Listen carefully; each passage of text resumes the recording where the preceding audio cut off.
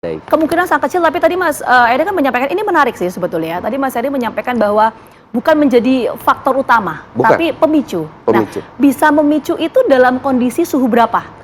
Tidak ada yang bisa menentukan kondisi suhu berapa. Jadi kalau di dalam fisika itu semakin meningkat suhu, maka dia akan meningkatkan tekanan.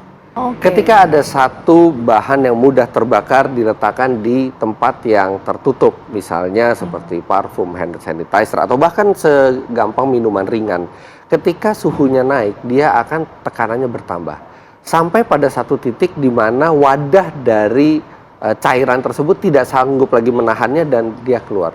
Ketika dia meledak pun belum tentu terbakar. Jadi etapenya panjang sekali ya sebenarnya. Iya, belum tentu terbakar. Tidak semudah itu ya artinya. Ketika dia pecah, ada bahan yang mudah terbakar seperti alkohol dan dia terkena titik yang sangat panas di mobil, misalnya ada bagian metal di mobil dan di kondisi kelembapan tertentu dia memercikan api, baru itu bisa memicu terjadinya kebakaran.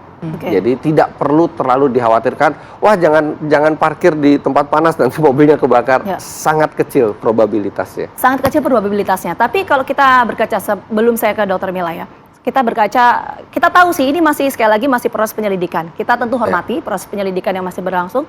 Tapi apa yang kemudian Mas Eri bisa lihat dari case yang di Banjarbaru itu ya, sampai bisa terbakar, meskipun sekali lagi itu bukan faktor utama soal cuaca? Saya pertama kaget, kok lebih dari satu mobil ya? Ya, ada 4 ya. Tapi ternyata mobil yang lain itu adalah karena terjalar api dari mobil yang pertama. Jadi bukan 4 mobil terbakar secara sekaligus.